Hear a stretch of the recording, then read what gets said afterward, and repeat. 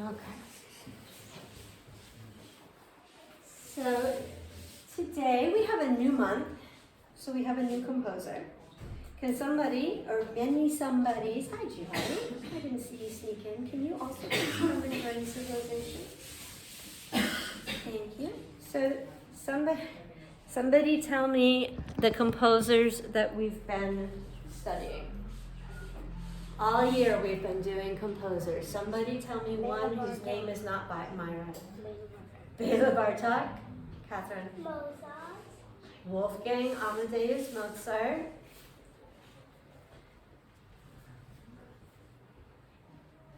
Anyone? Andrea? Robert Schumann. Anyone?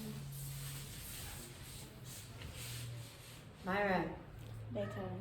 Ludwig van Beethoven. Okay. I feel like there was somebody else.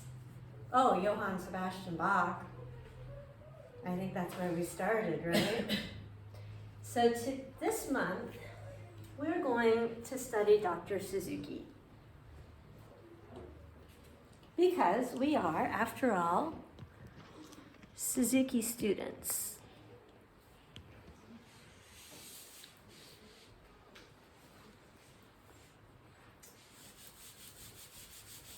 And he was pretty remarkable. What nationality does it sound like he was?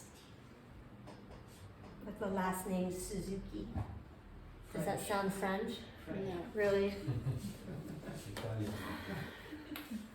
Italian. Oh yeah, his name ends in an I. Mm. Okay, I think Myra knows. Any other guesses? Go. Andrea? Japanese. Japanese. He was Japanese. And he was born in 1898. So just before the 20th century. So he was really what we would call a 20th century composer. And he grew up in a violin factory. His family had a violin factory, they made violins. Nobody played violin because apparently people of Dr. Suzuki's family class did not play violin. They did not lower themselves. But Dr. Suzuki heard a recording of a piece called Ave Maria on a record player and fell in love with the sound of the violin and started listening to that piece over and over and over again to teach himself how to play the violin.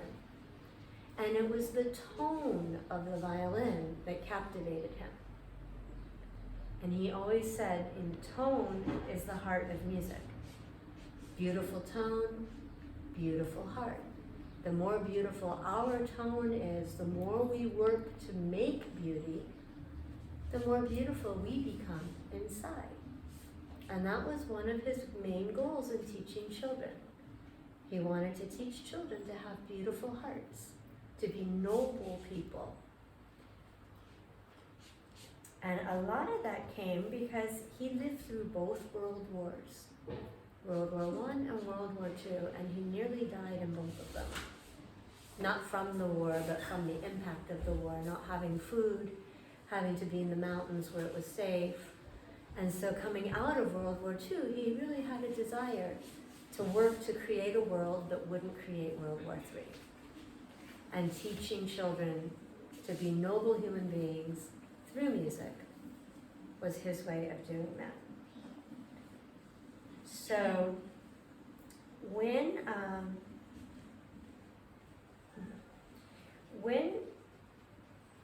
in the old days, when the kids would do graduations, it wasn't like we do it now, where you play the whole book all at once.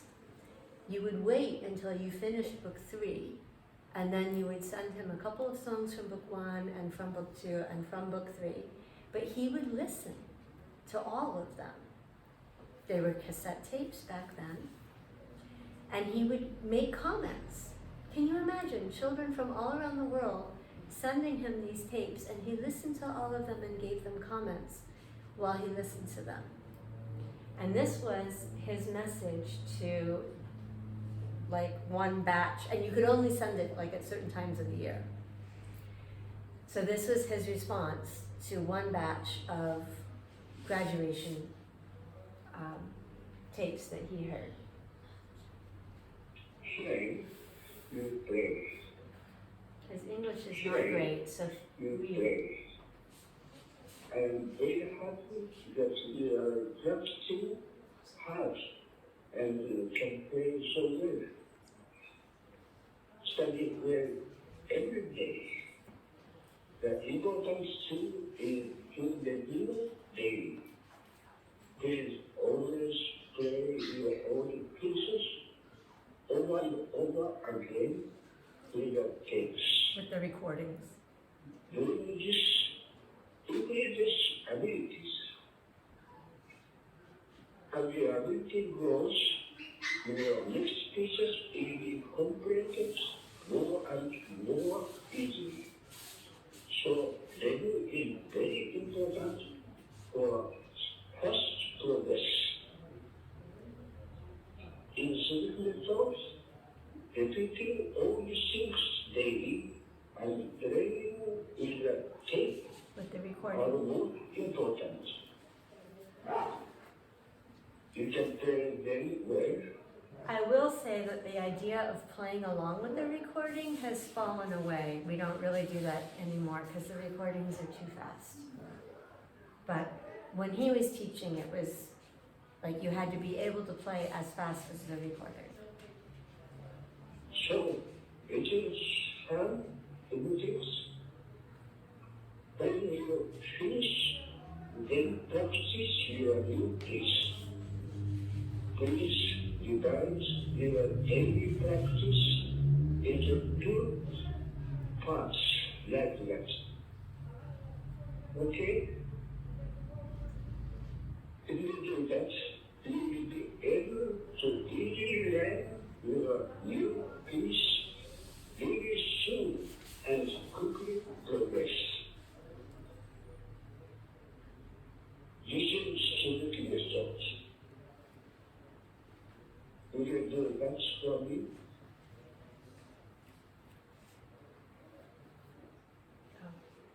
Also, did you know that there are certain days when you don't have to practice? Now, listen well and don't forget. There are only days on which you don't have to practice. Anybody know the answer? Sunday? None.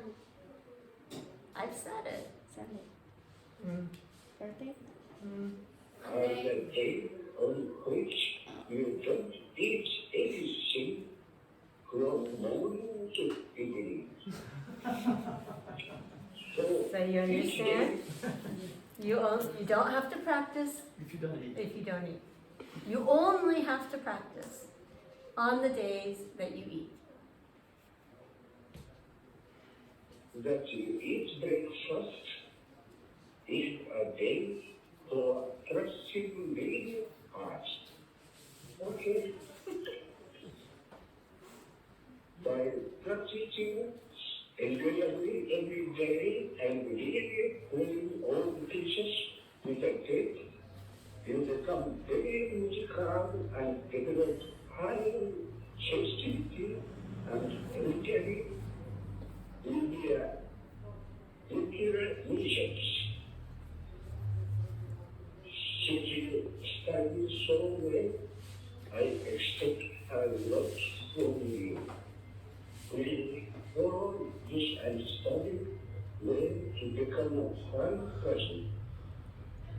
I am ready to hear from you again. Don't study music like my English. So, thank you to your family and teacher for me. Goodbye. I wish you happiness.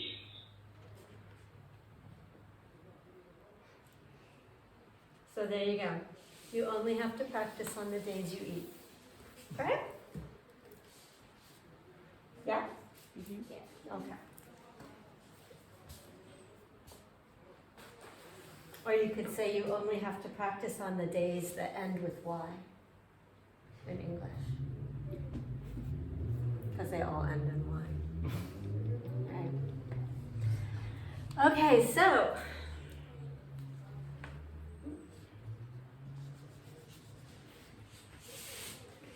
What is this? Bass clef. Everybody tell me please. What is this? Bass clef. Yes. What is the other name for a bass clef? F clef. Why do we call it an F clef? Because the two dots are. Because the two dots show us where F is. So if I go down from F, I have E. If I go up from F, I have G. yes. Okay, so it works exactly like treble clef.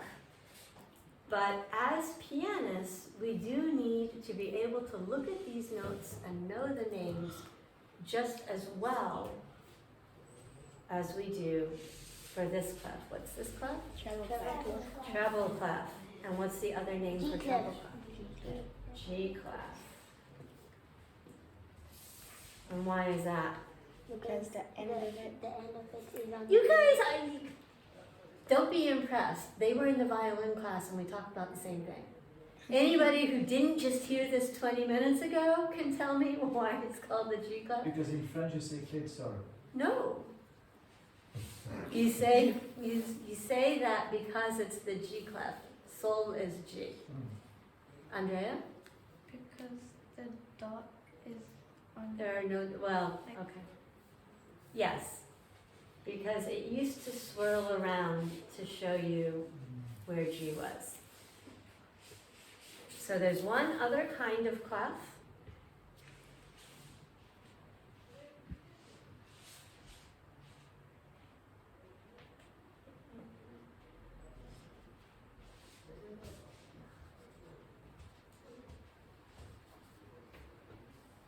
I ran out of room.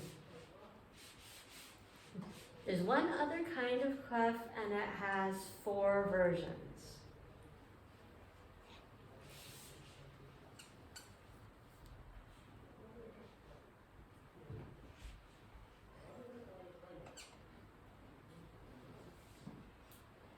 What on earth is this? I have no idea. It looks like a B. It does look like a B. Is it B clef? It is not the B clef. These are all C clefs. And they were the original. So the way it works is that the one on top is called the soprano clef. And so your C was here because they sing high notes. So by moving the clef so it was high, your notes were right here where you were singing. Right? They sing in treble clef, a soprano sings from roughly, we can say A-ish, but they can go up to a high A and maybe even up to a high C. And then we had the alt, so these were the highest female voices. We have to remember that in the beginning, most music that was written was vocal for church. It wasn't necessarily instrumental, that came later. So then we had the alto clef, which is the lower female voice. And they sing from approximately a low G to maybe a high B, maybe a high C. But that's in the treble clef.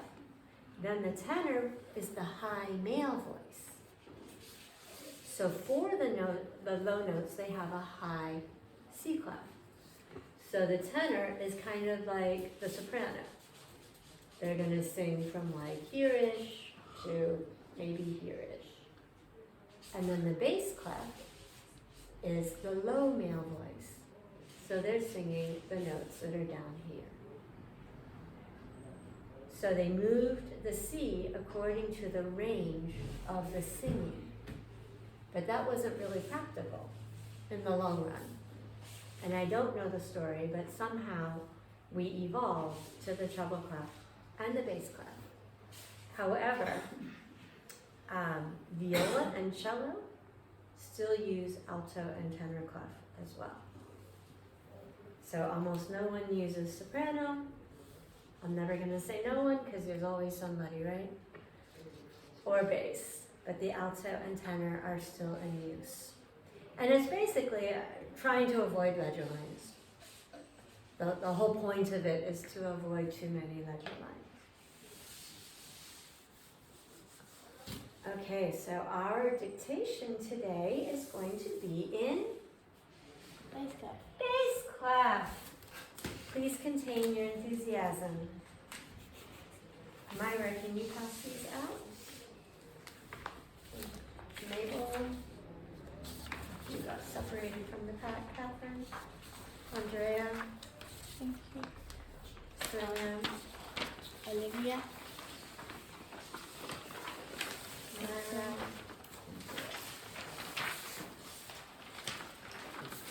Mabel, can you give everybody a pencil, please? Yeah.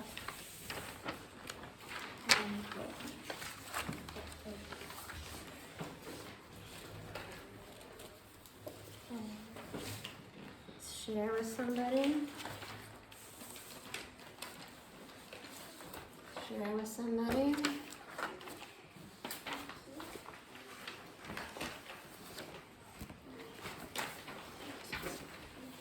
You need more books? Maybe.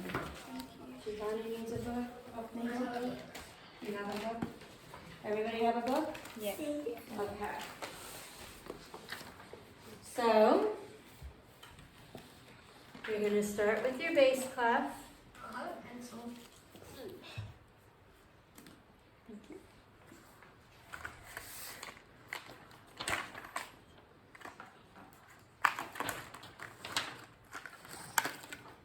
Anybody else need a pencil?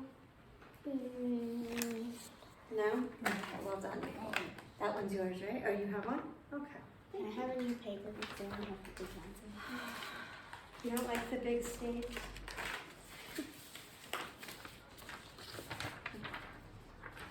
Don't give that old one back to me or I'll keep giving it to you every week. Okay, and you need a key signature of 1 flat, B flat. And you need a time signature of 3, 4. So if we have 1 flat, B flat, what key are we in? Brooke? F. F major. We could be in minor, but we haven't talked about that enough yet. So here is what F major sounds like.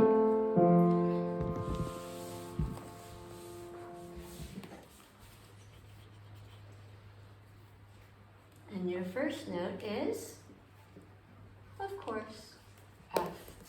Remember when the stem goes down, it goes on the left. And the first note is a quarter note. Or if you're British, it's a crotchet.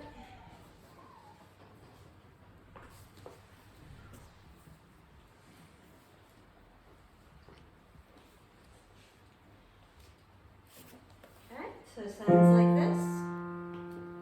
Here's your first measure. Can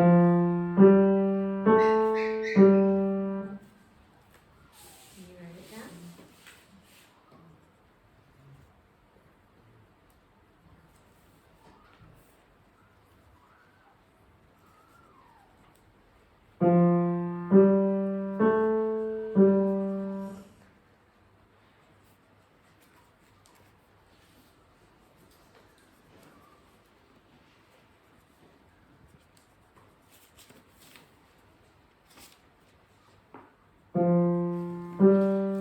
Listen for if it's going up or down, steps or skips. Oh, sorry. There's your first measure. I forgot we were in 3 time. So put a measure line after your third note. You can keep your next note. I just forgot. We were in 3, 4 times. I outsmarted myself. Do you have 3 notes, Mabel? Are the notes the same or different? Different. Mabel? Different.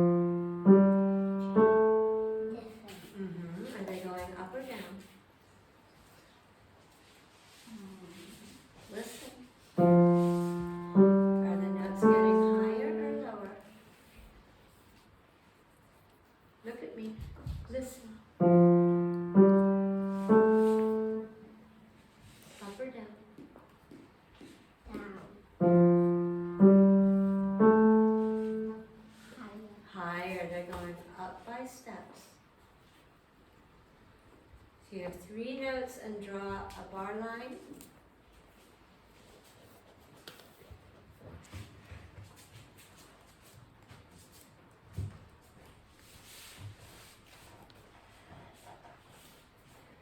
Okay, here's your second measure. First one, new one.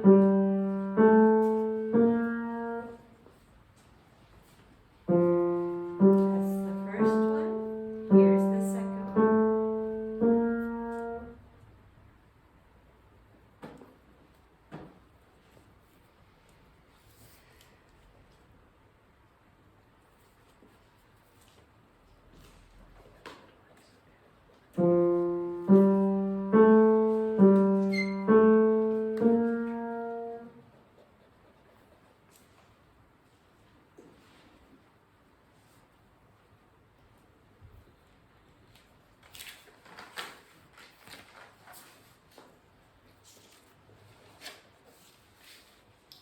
Okay, so if we're going a step up from F, what was the second note? G. And a step up from G? A. And then I need my bar line. Now what happened? Did it keep going up or did it go down? Go down. It went down by a step or a skip? Step. So you went down to G. Then what happened? Up again, so what was next? A. And then what? B. B flat. B flat. B flat. Everybody say B flat. B flat. Right, you don't have to draw the flat because it's already in the key signature. But you have to remember when you draw the B that you're drawing a B flat. So if you need to fix your answer, go ahead and do it. It's not a test. You need a B flat. Is that You why, need a bar line, Alma. is that why the third one sounds lower? Because it wasn't flat. If that's the way it sounds to you, yes.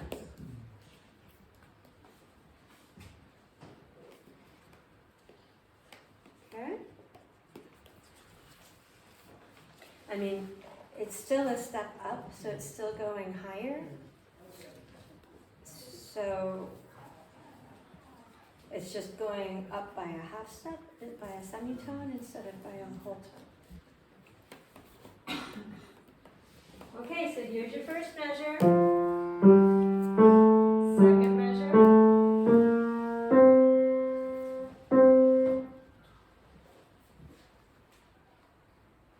Did it go up or down? Mm-hmm. Listen for your beat this time.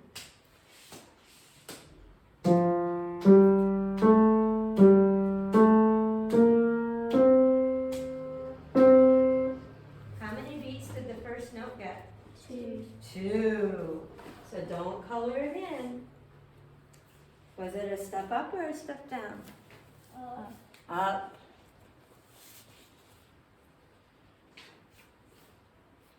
So there's your middle C.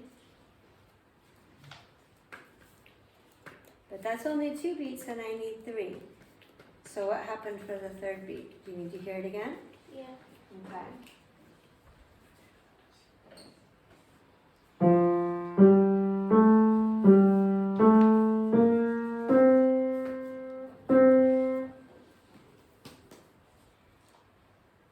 Was it a step up or a step down? It was the same notes. It was the same notes. So So the answer is no, it was not a step up or a step down. It was a repeated note. And of course you need your bar line. Oh, was it a quarter note? Yes, finish it the is a song? quarter, no. I'm just drawing the bar line to make sure everybody does. If you're out of room like me, you need a new bass clef and you need a new key signature, but you do not need a new time signature. If you're not out of room yet, keep going.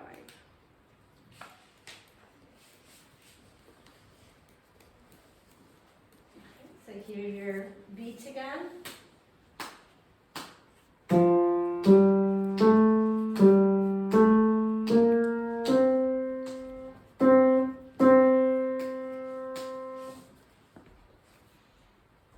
Was the new note a step up or a step down? Neither. Neither. It was the same. How many beats did it get? 3. 3. So what are you going to draw? It's a dot and half note. Yeah. Right, you need the half note Dot. with the dot And then and a measure line. That's all that's going on in that measure.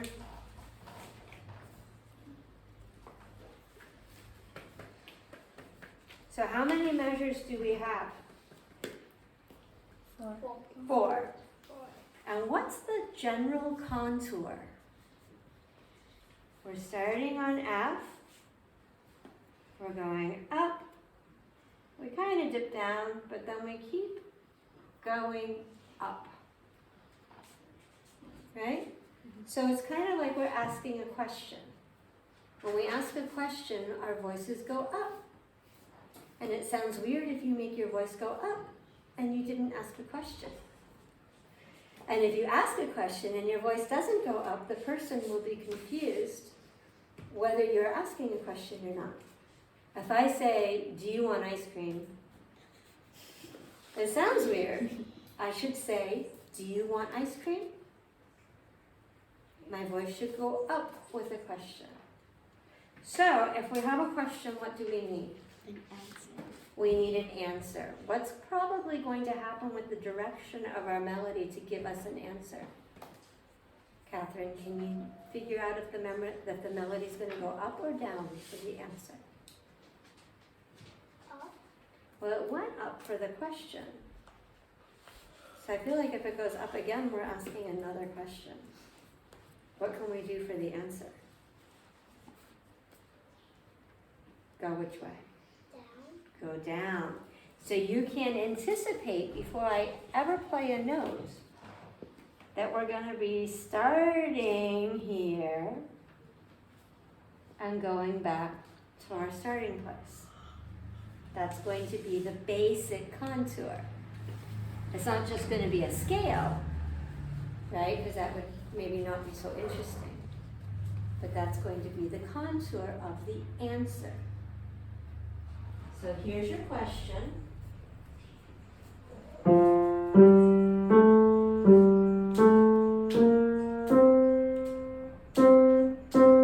Here's your answer.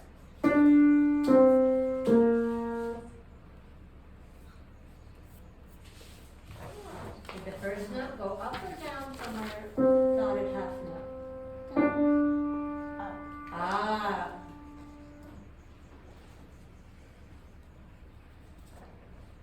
Because we're still at the top of the phrase. So to draw the D that's above C, you need your ledger line, and then your note is in the space above the ledger line.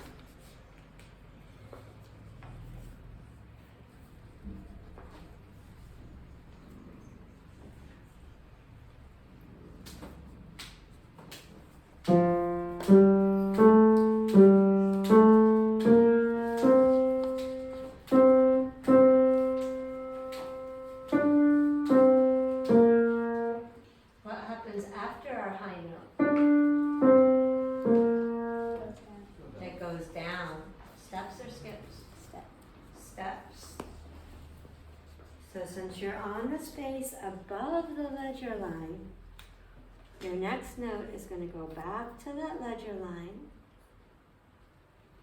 So we're at D, C, and then what's the next note? B. You're all fired. B flat. B flat. It's in the key signature.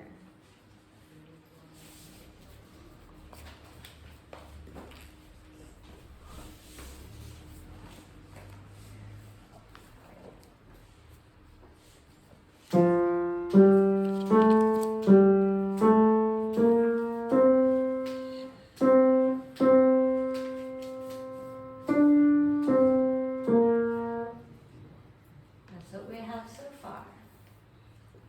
So I'm going to start now from our new measure, from the high point from our D.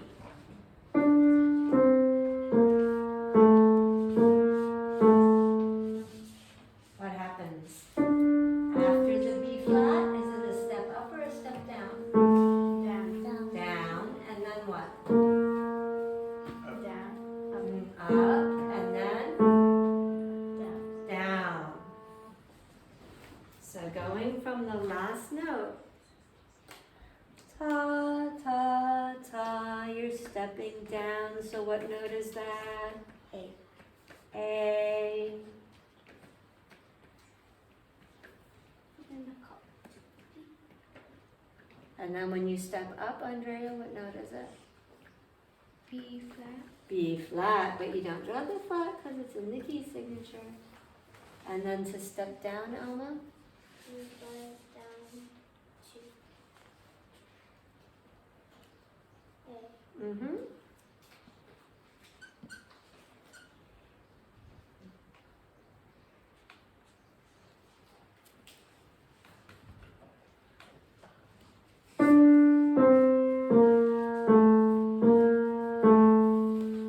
Anybody guess what the next note's gonna be? G. You are very smart. So listen, here's your beat.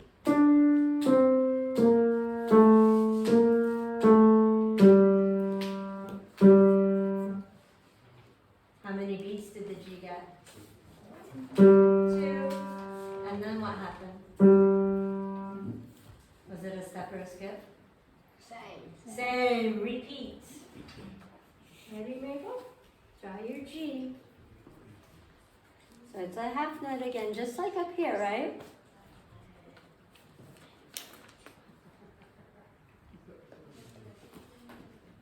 Can anybody guess what the last note's gonna be? F. F. Yeah. We're in the key of F, it has to be F. So you can choose how long you want it to be. Right? You can have it be a quarter note with a half rest. You can have it be a half note with a quarter rest. Or you can have it be a dotted half note like before. And that's what I'm going to put. And then we have a double bar line because that's the end. So finish copying. Get your last note, your last measure. Choose your rhythm. And then for the end, you put 2 measure lines. 2 measure lines at the end.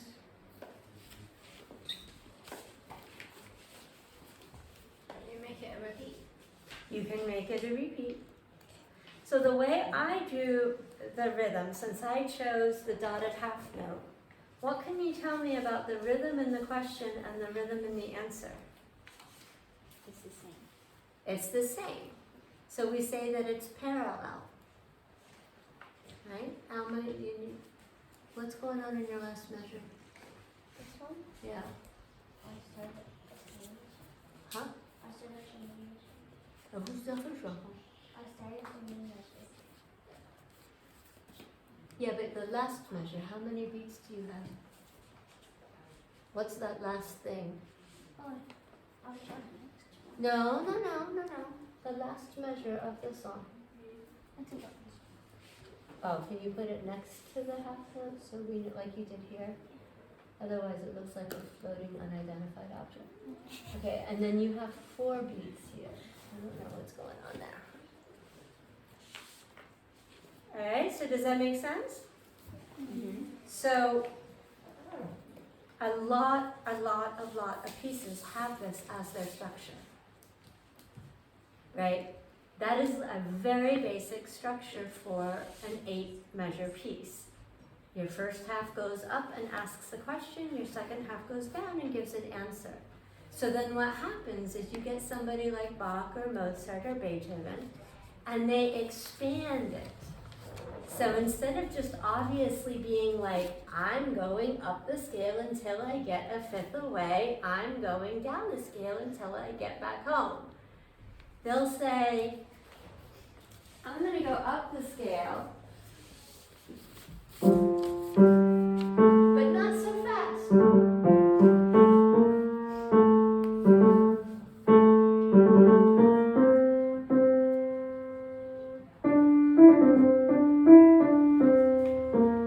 And they'll go back down the scale, but they'll elongate it to make it more interesting. But if you look at the contour of the piece, you'll see the same thing. That's why most of the time when you see a phrase marking, it looks like that. Because that's what's happening. It's going up, it's going up, and it's going down. In some way. A lot or a little. Okay? So next week we can go back to performances. Do I have any volunteers? Myra, I am shocked that you want to perform next week. All right, who else? Giovanni, are you here next week? No, I'm going to Spain. Next week is Spain? Oh, right, because of the holiday, right? And Olivia, you're online next week, right? Okay. Catherine wants to play. So that means Olivia is here on the 15th. One more person next week. Brad.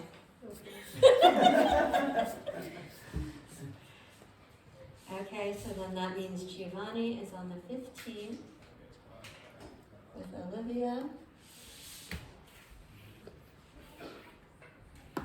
And Mabel is on the 15th. Oh, and April is sick today, but she should be on the list. And Loa is out of town, so she should be on the list as well. Okay? All right. Can I have your, actually give Olivia your pencils, give Andrea your papers, and give me your books.